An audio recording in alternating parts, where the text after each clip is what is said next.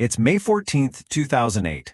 It's just after 2 in the morning on this incredibly dark, flat, rural highway out in southwestern Minnesota. A responsible 19-year-old college student named Brandon Swanson is driving home. He's just had a completely ordinary night out with friends, but in the pitch-black early morning, his car slips off the road and gets stuck in a ditch. He's not hurt at all, so he pulls out his phone and calls his parents for a ride. He stays on the line with them, kind of describing his surroundings, and he decides to start walking toward what he thinks are distant town lights. Honestly, it's a completely normal, rational response to a minor car accident. But then, something happens.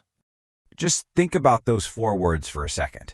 Right in the middle of a perfectly calm, coherent conversation with his parents, Brandon abruptly says, "I'm running now," and then the line just goes dead. His parents are desperately calling back, the phone is just ringing and ringing on the other end, but Brandon was literally never heard from again. He vanished into the Minnesota night, leaving behind one of the absolute most baffling missing persons cases in the state's history. So here is the big question for our explainer today. We're going to break down the anatomy of a massive failed search operation. We really want to understand how a person can simply evaporate, leaving a highly coordinated search effort completely empty-handed. How does an area that is heavily saturated with trained professionals and volunteers yield absolutely zero clues? We are going to look strictly at the mechanics of this case to figure out exactly why one of the largest searches in state history found absolutely nothing. Section 1. The Disappearance.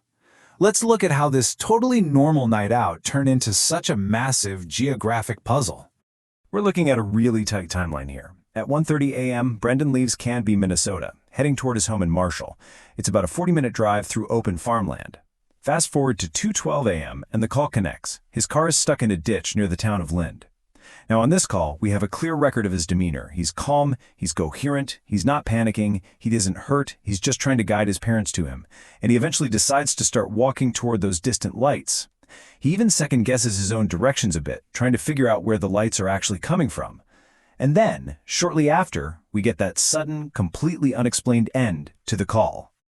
Moving right along to Section 2, the massive response. You really have to understand the sheer scale of the immediate reaction here. It was huge. Brendan's parents arrived at the location of the crash within the hour, and they found his car exactly where he said it was, safely in the ditch, perfectly intact. But the crazy part? His cell phone and wallet were still sitting right there inside the car.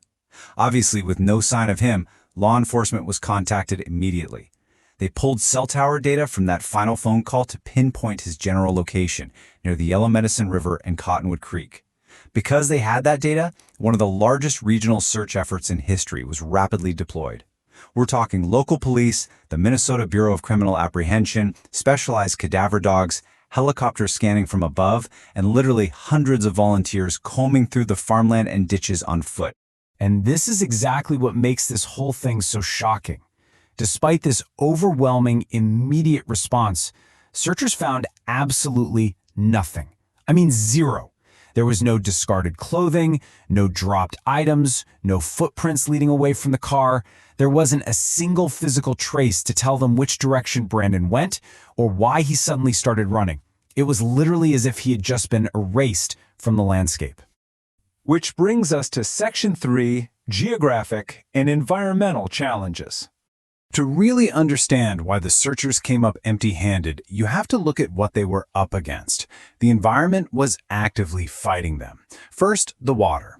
The Yellow Medicine River and Cottonwood Creek were running incredibly high because of recent flooding. If someone were to fall into those freezing, rushing waters in the pitch dark, they could easily be swept way beyond the immediate search radius. Next, you've got this vast open farmland. Now, that sounds easy to search, right? But it's actually incredibly difficult to track movement out there. The ground doesn't easily hold footprints unless it's super muddy in very specific spots. And finally, total darkness. It created this impenetrable void. It caused a total loss of direction, not just for Brandon, who was likely already confused about those town lights, but it also meant any tiny visual clues left behind in those crucial first hours before dawn were basically swallowed by the night. The environment was for sure the ultimate adversary here. Section 4. Theories behind missing evidence. Because there was absolutely no physical trace left on the land, Investigators are basically forced to analyze his final words to figure out where to look. I'm running now. What does that mean? Well, on side A, we have the theory that he was running toward help. It's a freezing Minnesota night. Maybe he was jogging just to warm up, or maybe he finally got a clear line of sight to those town lights and just bolted for them. But then on side B, we have to look at a much darker interpretation. Was he running from a perceived danger? Did he see an animal, a vehicle? Or, and this is what many investigators believe is the most probable scenario, did he get so disoriented in the dark that he blindly ran right off a steep embankment into the flooded river? When you impartially weigh these theories against the total lack of land-based evidence, an accidental fall into that rapidly moving water is really the best explanation for how all physical traces could vanish completely, sweeping the evidence downstream before the search even started. Now, as we're analyzing all this, there's a vital detail you have to keep in mind. Early on, a lot of people speculated about whether he was impaired or intoxicated. But his parents, who were on the phone with him for a long time that night, firmly maintained that his behavior didn't reflect someone who was impaired or distressed. He was communicating logically and clearly right up until the very end.